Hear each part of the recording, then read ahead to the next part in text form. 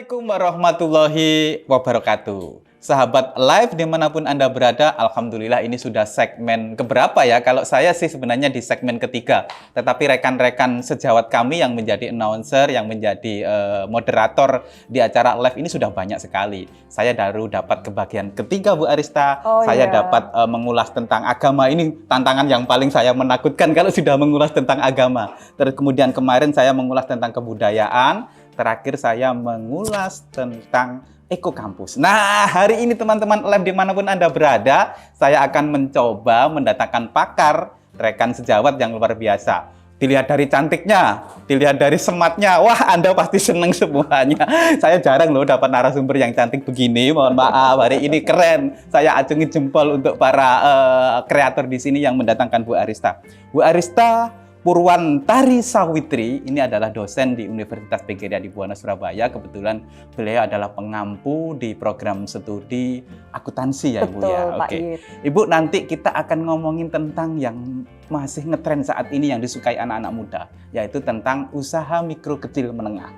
Nah, saya pengen mengulik secara detail bagaimana UMKM yang ada di Indonesia ini, kira-kira apa yang menjadi ketakutan mereka untuk bisa berkembang secara maksimal. Padahal dalam catatan kementerian, itu hampir 60,5% UMKM itu adalah menempati porsi PDB tertinggi. Artinya penyerapan tenaga kerja pada UMKM itu paling besar. Ya. Nah, tetapi sampai saat ini kita tidak punya data jelas gitu ya, mereka harus ngapain, perankingannya bagaimana, itu yang kadang menjadi ketakutan. Saya mohon Ibu Arista Sawitri untuk hari ini menerangkan secara detail agar kami punya wawasan tentang itu. Biar segmen saya yang di LF ini juga lebih banyak daripada teman-teman. Kita bersaing loh, sama-sama moderator ini bersaing loh ya. Ratingnya yang paling tinggi ya Pak. Oh gitu ya, mudah-mudahan. Oke. Terima kasih, kami persilakan Ibu Arista memperkenalkan diri dan kemudian bagaimana sih sebenarnya kondisi UMKM saat ini. Baik, terima kasih Pak Yitno. Ini saya bingung ketika Pak Yitno menyampaikan saya harus memperkenalkan diri. Nanti saya memperkenalkan mulai dari mana ini? Oke, jadi tadi seperti yang sudah disampaikan oleh Pak Yitno, saya adalah dosen di program studi akuntansi yang dimana sepertinya jauh lebih senior Pak Yitno jika dibandingkan dengan saya. Jadi saya mengampu beberapa mata kuliah yang memang berkaitan mengenai laporan keuangan. Nah, kemudian ini sangat menarik sekali Pak Yitno, apalagi kalau kita berbicara mengenai UMKM ya. UMKM itu kan sebetulnya di lingkungan kampus sendiri, UMKM yang dimiliki oleh mahasiswa itu juga sudah sangat beragam sekali Pak Yitno. Cuma sayang sekali UMKM ini dia sulit untuk bertumbuh. Jumlah UMKM ini kan banyak tapi yang bertumbuh sukses itu masih sangat sedikit. Nah, bagaimana saya bisa menyampaikan masih sedikit yang bisa bertumbuh, berkembang dari pengalaman kami ketika melakukan pengabdian masyarakat. Baik itu dana dari universitas ataupun dana yang diterima oleh dikti dari pemerintah. Nah, dari sini kan ternyata setelah kegiatan pengabdian yang sudah kami lakukan, itu memang terbatasnya kendalanya kenapa UMKM itu tidak berkembang. Ya, stuck di posisi situ saja, itu salah satunya faktor yang mengakibatkan adalah laporan keuangan. Pelaku UMKM ini dia masih sedikit sekali yang menyusun laporan keuangan. Gitu Pak Yitno. Atau mungkin gini ya, saya pernah juga berkecimpung di UMKM. Jadi orang-orang itu kalau kan biasa Bu, UMKM itu hampir mayoritas 80% kan emak-emak gitu ya. Iya, mereka curhat, aduh Pak, jadi kalau aku ya, Pak Yitno. aduh Pak, aku kalau harus bikin laporan nanti pajaknya bagaimana, kemudian ada audit, ada kayak apa. Aduh malah sumpek Pak, lebih baik mendingan aku sudah gini aja, modal 50.000 nanti dapat 150. Oke, kalau disuruh buat laporan keuangan aku nggak bisa Pak. Nah, itu menjadi kendala para emak-emak itu. Kira-kira Bu Arista ketika pengabdian seperti itu ada trik atau mungkin melakukan pendampingan atau seperti apa Ibu? Sebelum ke tips sama pendampingan, saya ini dulu ya Pak Yitno. Jadi sebetulnya itu UMKM khususnya yang makanan minuman itu kan dia perizinannya jauh lebih banyak ya Pak Yitno. Ada yang mengenai legalitas, PIRT, NIP, kemudian nanti halal lah. Sebelum mereka melakukan pendaftaran untuk legalitas itu kan semua sekarang nggak usah gitu deh Pak. Semua sekarang itu kan ketika kita mengurus apapun kan pasti akan diminta NPWP kan Iya, Pak. pasti. Nah, Iya, betul. kenapa diminta NPWP? Karena kan ini sebagai bentuk pengawasan pemerintah ya untuk dari hasil usaha yang mereka lakukan. Nah, nanti ketika perizinan nanti kan berkaitan mengenai sebelum kita mengajukan NIB, PIRT dan sebagainya pasti kita diminta untuk membuat NPWP dulu. Itu adalah toolsnya bagi pemerintah untuk bisa mengcover dari pajak yang dihasilkan dari sebuah UMKM. Karena kan nanti tadi yang seperti disampaikan oleh Pak Yitno kan ada PDB. Ternyata kan dia yang paling tinggi menyumbangkan sumbangsih penerimaan negara. Nah, UMKM khususnya di desa-desa itu kan minim sekali pengetahuannya mengenai itu kan Pak Yitno. Nah, makanya masih banyak UMKM yang dia tidak memiliki perizinan, kemudian salah satunya terkendalanya karena NPWP yang tadi disampaikan oleh Pak Yitno. Oh, Bu, karena ketika kami melakukan pendampingan mengenai perizinan kan nanti pasti ada pertanyaan dari pelaku UMKM itu, nanti NPWP saya harus lapor pajak kan Bu? Nah kan sedangkan kalau saya lapor pajak kan saya nggak punya laporan keuangan. Nah itu adalah salah satu bentuk ketakutan yang pertama kali dihadapi yang paling cepat direspon oleh si pelaku UMKM. Itu masih NPWP Pak. Nah kan NPWP kan kaitannya dengan laporan keuangan, berarti kan nanti dia berarti kan saya harus menyusun laporan keuangan untuk memenuhi tadi NPWP, omsetnya sesuai atau tidak, meskipun nanti pajak yang dikenakan itu kan tentunya berdasarkan pada omsetnya. Kalau omsetnya penghasilannya itu tidak kena pajak kan berarti aman-aman aja. Nah itu kan pengetahuan itu yang kurang dimiliki oleh pelaku UMKM. Makanya kan sebagian besar pelaku UMKM itu sebenarnya produknya enak ya Pak ya. Cuma minusnya tidak bisa dijual secara luas itu kan kita terbatas dari perizinannya. Ibu, jadi sebenarnya UMKM itu kan dibagi antara yang mikro, terus kemudian kecil, menengah, itu juga berkaitan dengan permodalan. Kalau mikro di bawah 10 juta, terus kemudian kalau kecil berarti hampir karyawannya tidak kurang dari 30 orang, kalau sudah menengah berarti hampir karyawannya maksimal 100 orang. Sebenarnya tingkat kesulitan pembuatan laporan itu berbeda-beda atau sebenarnya pemerintah kon gawe laporan keuangan sebisanya baru kita lakukan audit, atau sebenarnya seperti apa sih di lapangan itu kayak gimana? Mikro, kecil dan menengah ya Pak. Kecil dan menengah, berarti kan itu dia menunjukkan batasan modalnya dia. Betul. Dia dikategorikan mikro dengan range sekian, menengah sekian. Nah, sebetulnya sama Pak kalau kita berbicara mengenai laporan keuangan, baik itu mikro, kecil ataupun menengah, kan pasti laporan keuangan itu kan sangat-sangat diperlukan bagi pelaku UMKM. Apalagi ketika kita mendaftar legalitas kan diminta NPWP. NPWP tidak terlepas dari laporan keuangan. Cuma terkadang setelah kami melakukan pengabdian, ya baik yang dilakukan oleh prodi ataupun individu dari dosennya, itu ada beberapa kendala. Jadi memang ada risetnya Pak Yitno.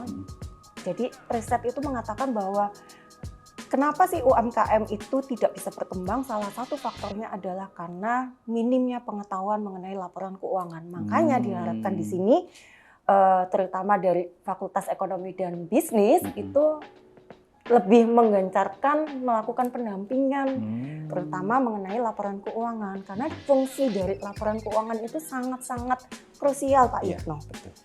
Kenapa saya bilang sangat krusial? Karena laporan keuangan itu menggambarkan kondisi usaha kita.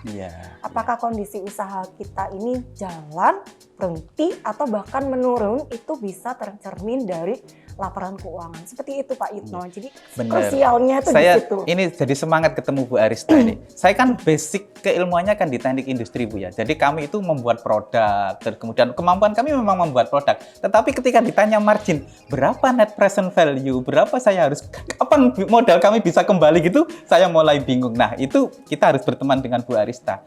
Kira-kira untuk mahasiswa pun atau untuk juga UMKM akan diajari seperti itu nggak Bu, untuk bagaimana membuat siklus? Kalau kayak modal keluarnya ini berarti 4 tahun harusnya sudah kembali. Atau mungkin ada tambahan seperti apa kira-kira? Jadi sebetulnya kalau kita berbicara mengenai UMKM, saya ambil skop dulu di universitas ya. Iya, boleh. Di universitas ini Iya. kan berarti mahasiswa. Mahasiswa, Nah, oke, mahasiswa itu betul. sebetulnya bisa mempelajari mengenai laporan keuangan pada saat mahasiswa tersebut mengampu mata kuliah kewirausahaan. Iya. Yang dimana mata kuliah kewirausahaan ini kan menjadi mata kuliah universitas ya Pak Betul, Yitno. iya, betul. Nah, di situ rekan-rekan mahasiswa bisa belajar nih mengenai Hmm. laporan keuangan. Tapi kan terkadang terbatas karena kita berbicara mengenai dosen dari kewirausahaan kan tidak semuanya berlatar belakang akuntansi. Iya, betul. Sehingga yang disampaikan itu ya secara general, Secara general, tidak bisa betul. secara Iya. spesifik. Iya, betul. Nah, sedangkan kalau di UMKM di luar dari universitas, sebetulnya mereka ini juga kesulitan Pak Yitno. Kenapa kesulitan? Kalau di mahasiswa itu kan sudah terfasilitasi dari mata kuliahnya ini. Nah, betul. sedangkan kalau di UMKM itu kan mereka bingung. Bingungnya. Dari mana nih mereka dapat pengetahuan mengenai laporan keuangan? Ya sudah, salah satunya dari ketika dosen melakukan kegiatan tridharma, melakukan kegiatan pengabdian. Nah, itu salah satunya. Atau yang kedua memang pendampingan dari koperasi Iya, koperasi UMKM biasanya. itu. Iya. Betul. Ibu, kalau Dinas semisal Koperasi begini, dan UMKM. kadang kendala yang jadi problem di masyarakat ini, saya sebenarnya juga sering melihat dari ibu-ibu itu, gimana ya Pak membedakan ini uang dari suami saya, terus kemudian saya pakai modal untuk UMKM, waduh campur jadi satu. Mana bisa membedakan ini keuntungan, mana bisa membedakan mengembalikan modal. Kira-kira ketika pendampingan ke masyarakat sudah dilatih seperti itu enggak Ya. Ibu? Ya. Jadi ketika melakukan pendampingan, kami memang memberikan penyuluhan ya. Jadi sebaiknya antara keuangan, kadang kan kalau uang itu kan mana yang uang bisnis sama uang pribadi itu kan kadang Iya. nyampur ya Nyampur Pak jadi Yitno satu, ya. betul Nah, ya. ketika kita nyampur, akhirnya kan kita susah memilah nih. Ini Iya. duitnya dari usaha toko saya berapa ya? Terus uangnya dari tadi bonus dari suami berapa ya Iya, gitu kan Pak betul, Yitno. betul. Akhirnya kita bingung, Iya. nggak bisa memilah. Jadi prinsip yang memang harus ditekankan bagi pelaku UMKM itu harus memisahkan pelaporan keuangannya antara pelaporan keuangan usahanya dengan pelaporan keuangan pribadi. Kenapa dipisah? Supaya kita bisa memanajemen laporan keuangan atau kalau bahasa secara sederhananya tuh supaya kita bisa memanajemen uang yang dimiliki oleh perusahaan atau usahanya tersebut gitu kan Pak Iya, Yitno. betul, Tapi iya. kalau misalnya duitnya gabung kan akhirnya ya kita bingung. Akhirnya kita nggak tahu nanti untungnya tuh berapa. Ternyata kalau setelah dilakukan pelaporan keuangan ternyata untungnya dia besar. Nah dari untung besar itu kan bisa membantu pelaku UMKM untuk menyusun strategi mengenai pengembangan bisnisnya. Oke. Gitu Pak Yitno. Oke, sahabat live, masih betah dengan Bu Arista? Kalau saya sih betah-betah banget, karena baru kali ini loh saya di segmen ini dapat narasumber cewek, jadi biasanya itu cowok semua Bu. Oh, Kalau gitu Bu ya, Arista Pak Yit? nggak tahu ini nanti kalau tidak di-cut sama tim kreator kita bisa 2 jam lebih. Nah, mengulang ke kasus lagi ya, Iya. case-nya pada mahasiswa. Ketika mahasiswa di P2MW ada kompetisi kewirausahaan, kompetisi untuk UMKM, apakah permodalannya sebatas sebagai modal saja, atau juga membiayai untuk pembiayaan sirkulasi keuangannya? Bagaimana Bu kalau kasus di kampus atau pada mahasiswa? Ya, untuk yang P2MW ya Pak P2MW, Yitno. ya. Jadi P2MW itu adalah sebuah program yang diberikan oleh pemerintahan pusat yaitu di sini Dikti bagi adik-adik mahasiswa yang memiliki usaha. Nanti Dikti akan memberikan pendanaan yang nanti akan digunakan untuk kegiatan operasionalnya. Jadi dana yang sudah diberikan oleh Dikti nanti adik-adik mahasiswa ini melakukan pengelolaan. Gimana kalau kita berbicara mengenai bisnis kan ketika kita dikasih dana kan nggak mungkin kita berharap dananya itu berkurang dari dananya kan pasti harus beranak pinak Harus berkembang, gitu. ya, betul, harus ya, ya. berkembang. Transaksinya harus begitu iya, memang. betul, Iya. harus beranak pinak. Nah inilah nanti dana yang sudah diberikan oleh Dikti diharapkan nanti ketika rekan-rekan mahasiswa ini lolos itu bisa beranak pinak gitu Pak Yitno. Jadi ya modal iya untuk muter di kegiatan operasionalnya dia iya karena kan modal dia gunakan adik-adik mahasiswa gunakan untuk memutar kegiatan operasionalnya ini tadi kan Ada untuk bisa menghasilkan keuntungan. Ada penggolongan skema nggak Bu mungkin di P2MW itu? Seperti apa? Barangkali kan hampir ya seperti Baiba itu kan tidak tergolong, tidak terbatas. Terus kemudian uangnya muncul ini kan ada skema-skema. Betul. Kira-kira kalau di P2MW seperti apa Ibu? Iya. P2MW itu untuk tahun ini alhamdulillah lebih diberikan kesempatan yang selebar-lebarnya untuk adik-adik mahasiswa. Kenapa? Karena di tahun ini ada 2 skema, Pak Yitno. Jadi Dikti dia memberikan pendanaan bagi produk mahasiswa yang sudah berkembang dan belum berkembang. Maksudnya berkembang ini adalah bertumbuh. Kalau bertumbuh kan berarti penjualan sudah dilakukan. Kalau belum berkembang kan berarti penjualan belum dilakukan, tapi sudah ada prototipe. Nah, dari hasil mata kuliah kewirausahaan ini kan biasanya dosen pengampu kan memberikan tugas untuk membuat produk. Nah, rekan-rekan mahasiswa bisa memanfaatkan di sini. Jadi tidak hanya produk untuk menggugurkan mata kuliah KWU gitu ya, tugas dari dosen, kita juga bisa mengambil langkah yang lebih besar. Caranya gimana? Dengan mengajukan produk yang dihasilkan dari mata kuliah KWU mengikuti pendanaan yang lebih besar melalui P2MW. Kalau di KWU kan modalnya dari sendiri. Tapi kan udah ada prototipe. Kalau prototipenya bagus kan berarti wah, saya mau dapat modal yang lebih gede nih, ajukan hibah P2MW gitu Pak Yitno. Oke. Berarti sebenarnya pancingan-pancingan yang dilakukan oleh pemerintah itu tidak sebatas ini selesai. Pelaporan keuangannya juga berjalan, progresnya juga harus ada. Iya, betul. Nah, kalau memang seperti itu, kira-kira segmentasinya, artinya ketika adik-adik sudah mendapatkan hibah yang berupa P2MW itu, sebenarnya ketika dibawa pulang ke desa, diterapkan ke kampung gitu, usahanya juga bisa berjalan nggak Bu menurut pemantauan yang sudah dilakukan? Sangat bisa berjalan Pak Yitno. Jadi sebagai informasi saja, P2MW ini kan bisa diikuti oleh seluruh perguruan tinggi baik negeri ataupun swasta yang ada di Indonesia. Dan dari jebolan P2MW ini sampai diundang di Cake Andy loh, Pak Yitno. Berarti kan bagaimana adik-adik mahasiswa ini bisa memanfaatkan kesempatan untuk bisa mengembangkan bisnisnya. Tetapi perlu diingat, ketika kita mengajukan proposal, kita harus meyakinkan reviewer pada saat pemberian dana ke kita. Caranya gimana? Dengan digambarkan melalui laporan keuangan. Itu sulitnya. Iya, nah ini adalah salah satu kendala. Makanya kan tadi disampaikan bahwa sebagian besar kendala kita itu untuk pelaku UMKM itu ya di laporan keuangan. Karena tadi laporan keuangan itu kan dia potret. Jadi mencerminkan nanti usahanya ini mau kayak gimana sih. Kalau ketika kita mau mengajukan proposal misal ya Pak Yitno. Ketika kita mengajukan proposal pendanaan nih atau kita mau cari investor kan pasti gimana caranya kita menarik investor. Oh ya udah dari laporan keuangan kan nggak mungkin Pak Yitno mau nggak investasi kalau misalnya perusahaannya itu tidak memberikan profit apapun bagi Pak Yitno, mau nggak menanamkan ke modal ya, kan nggak berani nggak kita, mau kan, nah kita kan nggak ada progres nggak makanya berani si pelaku UMKM harus menyodorkan ini loh proposal saya, laporan keuangan saya seperti ini. Jadi ketika adik-adik mahasiswa ini mau melamar gitu ya ke Dikti untuk bisa memperoleh pendanaan, harus bisa melakukan proyeksi. Proyeksi itu kan gambaran ya Pak, gambaran ke depannya gitu ya. Betul. Jadi di dalam laporan keuangan itu adik-adik mahasiswa harus bisa melakukan proyeksi nih, kira-kira keuntungan kerugiannya bagaimana nih kalau misalnya diberikan pendanaan. Kemudian bagaimana nih arus, kalau kita arus itu kan berarti arus kas ya, lebih tepatnya arus. Kalau kita berbicara mengenai arus kan berarti aliran ya, berarti kan arus kas itu kan menggambarkan aliran uang tunai kita itu sebenarnya gimana sih, mau nyandet, luancar jaya, nah itu kan semua tercermin dari proyeksi laporan keuangan pada saat adik-adik mahasiswa melakukan pengajuan proposal P2MW. Kan berarti harus ada dasar pengetahuan, pemahaman mengenai laporan keuangan gitu Pak Yitno. Itu masih proposal awal ya.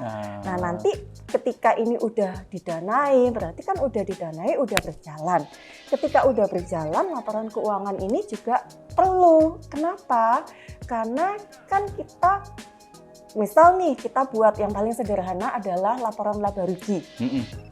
Laporan laba rugi itu adalah laporan keuangan yang mencerminkan kinerja usahanya dia. Kinerja usahanya dia baik atau tidak itu kita ukur dari perolehan laba atau rugi gitu kan Pak Yitno. Laba itu kan berarti tidak terlepas dari penjualan. Penjualan itu berarti kan secara sederhananya uang masuk nih, pendapatannya dia. Dan kita bandingkan dengan beban itu kan berarti tanggungan kita. Iya, betul, pengeluaran tanggungan, kita kan Pak betul, Yitno. iya.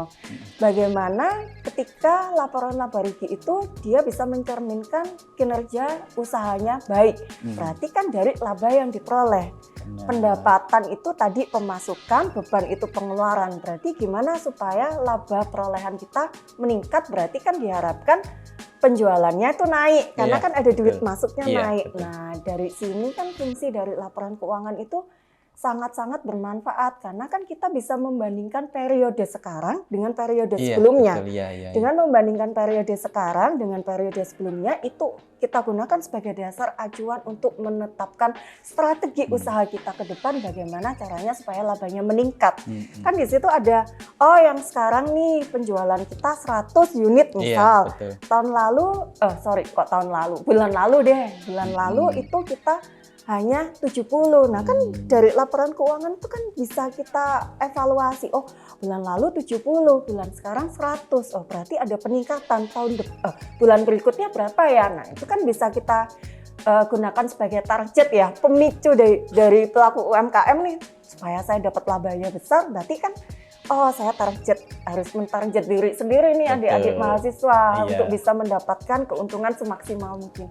Kalau kita bisa melalui targetnya, berarti kan ada keuntungan bisa kita nikmati lebih banyak. Gitu, Pak. Ibu, kalau begini, memang beberapa kasus ya kami sebenarnya juga melihat teman-teman yang di teknik industri itu kan sebenarnya teknik industri manajemen dan akuntansi itu juga tidak jauh-jauh beda. Betul. Karena di situ ada beberapa mata kuliah, saya juga mengampu mata kuliah ekonomi teknik dan sebagainya. Nah, problemnya adalah menentukan bagaimana ini harga pokok penjualannya berapa, kemudian ini harga pokok produksinya itu kami kadang bingung. Nah, kebingungan itu kadang dirasakan mahasiswa, tahu-tahu Pak saya punya produk gini Pak. Ini sudah layak ini sudah melalui pengujian dan sebagainya, laboratorium bagus. Tetapi ketika saya tanya, loh terus dijual berapa? Bingung ya Pak? Pusing saya Pak. Iya, betul, saya sudah habis berapa juta ini saya jual. Nah, itu bagaimana untuk mengakali trik-trik kayak begitu? Jadi sebetulnya banyak cara, banyak metode yang bisa kita gunakan ya, karena kan kadang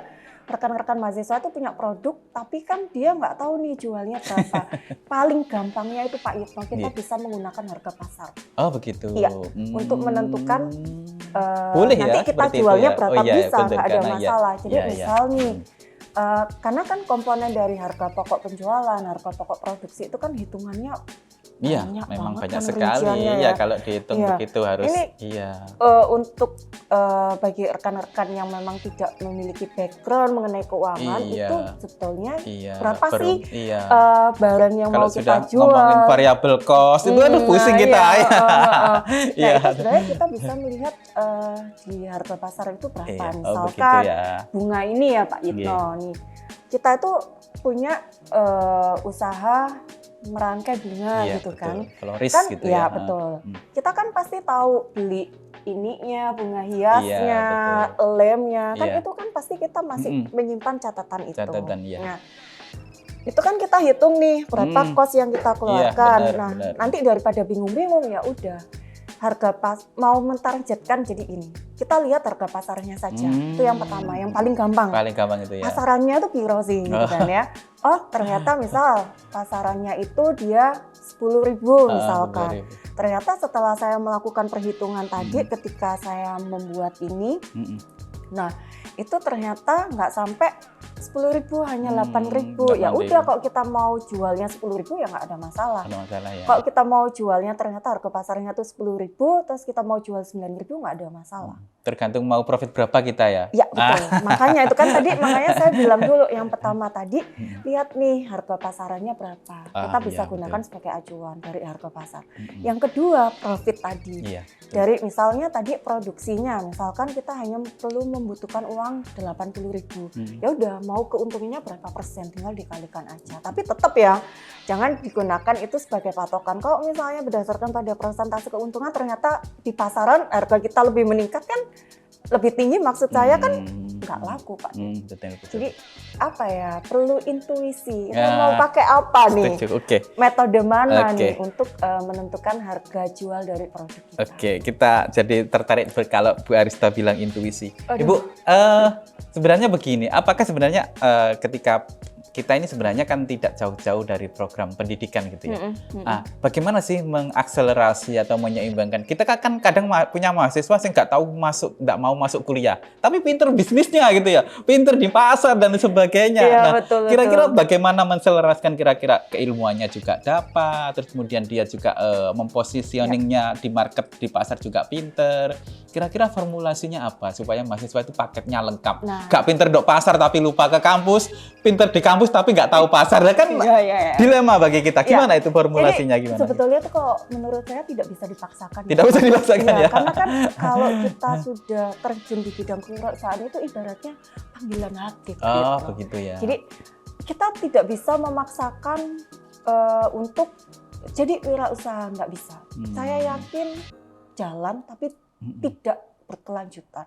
Tapi dibandingkan bagi rekan-rekan yang sudah ada intuisi. Tapi memang itu apa ya, plus minus. Saya jadi teringat ini sebuah quote yang mengatakan bahwa jangan melihat anak kita dari sebuah nilai, tapi skillnya. Nah, itu coba saya mencoba mendalami. Oh iya, memang kita nggak mungkin semuanya jadi sempurna gitu ya, Pak Yitno. Ya udah, memang itu keterbatasannya si mahasiswa, nggak pernah masuk, nggak pernah apa, tapi dia oke bisnisnya di lapangan dan sebagainya. Itu kan skill ya, Pak Yitno, yang tidak bisa dimiliki oleh semua mahasiswa. Nah, ya udahlah, ada yang jalan ke A, B, C, semakin beragam itu akan semakin indah kayaknya, Pak Yitno ya. Itu menurut saya. Iya, kayak konsepnya ini ya, outcome based education. Berarti ya sudah, yang penting luarannya apa gitu ya. Tuntutan luarannya apa, dia mampu di mana. Karena kan yang menentukan kita ke depannya mau sesukses apa ya diri kita sendiri kan, Pak Yitno. Benar. Jadi mungkin begini Bu ya. Jadi apakah memang ketika kita kembali ke ranah UMKM yang sebenarnya itu kalau membuat laporan keuangan yang detail, tapi memang harus ke sana. Kalau tidak betul. Kita tidak akan mencapai profesionalis itu tuntutan ya. Untuk sustainability dari bisnis kita. Betul. Nah, setahu Ibu Arista selain kampus yang kira-kira memberikan bantuan dan pendampingan, ada instansi-instansi lain Bu kira-kira yang bisa membantu masyarakat seperti itu? Ya itu tadi yang sudah saya sampaikan sebelum-sebelumnya. Jadi selain dari dosen ketika dia melakukan kegiatan tridharma khususnya pengabdian, ya dari pendampingan dinas koperasi dan dinas UMKM. Koperasi yang paling ini ya. Cuma kan memang terutama di desa ya Pak Yitno, ketika kami melakukan survei di situ memang dinas UMKM itu kan dia membutuhkan informasi. Nah kalau misalnya kepala desanya misal itu tidak kurang memberikan informasi kepada dinas koperasi dan UMKM, kan nggak tahu kebutuhannya di desanya apa. Jadi itu memang sebuah kendala yang ketika kami datang gitu ya ke dinas UMKM ya database-nya nggak bagus gitu Pak. Informasi penyampaiannya dari desa ke dinas UMKM itu tidak tersampaikan. Akhirnya kan sebetulnya itu bisa difasilitasi, akhirnya kan nggak bisa terfasilitasi. Akhirnya mereka banyak yang tidak melakukan laporan keuangan untuk usaha-usaha UMKM khususnya di desa-desa. Sebenarnya kalau bagi mereka UMKM pelaku bisnis yang bagus begitu, kira-kira dengan pelaporan keuangan yang baik, terus kemudian segmentasi. Nah, biasanya kan sering itu adik-adik mahasiswa itu kalau punya ide mendirikan UMKM ya sudah larinya ke makanan minuman. Terong itu ada yang pecel, ada yang jadikan keripik, ada yang jadikan masker, semuanya terong. Nah, untuk mensiasati supaya adik-adik idenya bermacam-macam, ada yang di bidang jasa, ada yang di bidang transportasi, ada yang di bidang produksi.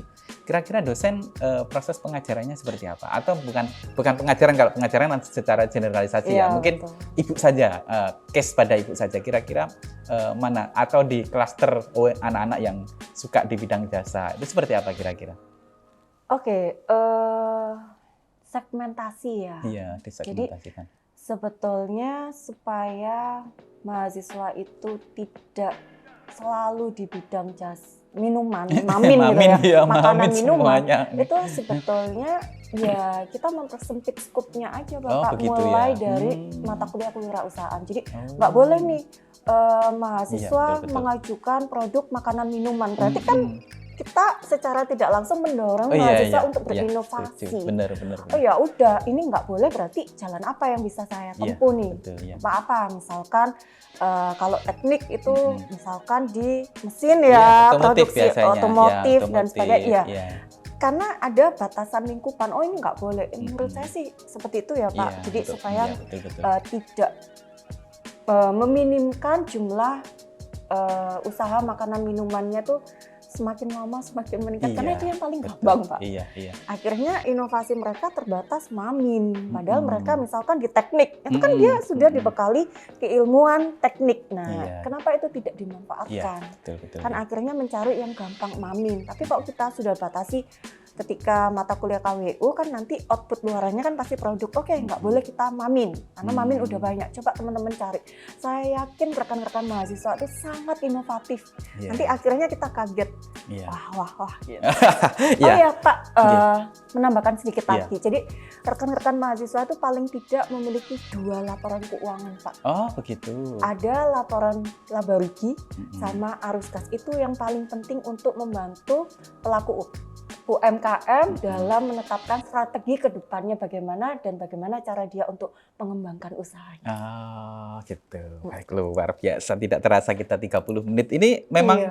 Cepet senang. banget ya, Pak. Iya, kayak Ini seneng jadi nih, jadi saya, moderator ketemu narasumber yang diskusi. cantik dan smart begini itu maunya nambah saja Apalagi durasinya. moderatornya yang smart juga, yang Bisa saja. luar biasa. Jadi begini Bu ya, kami Iya. sudah pernah. Jadi kalau di kota Surabaya itu untuk kompetisi seperti ini ada pahlawan ekonomi, Iya, dan kemudian banyak pernah sekali, ada. betul. Nah itu kemarin yang terakhir saat Bu Risma datang itu memang yang belum ada adalah merchandise dan sebagainya. Kota Surabaya itu belum mendapatkan ikon merchandise yang betul-betul mewakili kota Surabaya.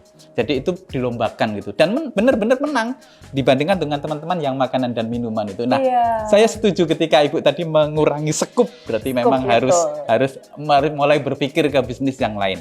Nah, di ending kita di pertemuan hari ini, apa yang bisa Ibu sampaikan ketika peminatan mahasiswa di bidang UMKM, maka apa yang sebenarnya harus dilakukan? Trik-trik apa yang harus dilakukan supaya nanti keluar, kita memang UMKM ini kan sebenarnya juga bagian dari sebuah cita-cita yang luar biasa, karena kalau sudah UMKM-nya kondisinya menengah, Ya. maka omsetnya kan harus di atas 500 miliar Ya, untuk prosesnya betul. ya. Nah itu mahasiswa harus didorong ke sana. Kira-kira pesan apa yang Ibu sampaikan kepada calon para pebisnis ini? Gini ya, kayak gini yang lebih tepat deh. Tidak ada yang bisa merubah hidup kita selain diri kita sendiri. Oh, Tidak ada yang bisa merubah bisnis kita selain kita sendiri. Caranya bagaimana? Mau tidak mau terapkan laporan keuangan yang bagus, lakukan pencatatan yang bagus iya. untuk bisa survive, untuk bisa bertahan dan untuk bisa berkembang di masa depan. Itu mungkin Pak Yitno yang lebih Keren pas sekali. ya Pak Yitno. Saya tidak berani quote lagi karena quote-nya sudah bagus. Bu Arista Purwantari Sawitri, luar biasa. Rekan sejawat kami yang dari program studi akuntansi ini. Cocok kalau program studinya sudah klasternya atau kelompoknya A, cocok karena dosennya pinter banget, jadi keren. Wah, ya. enggak.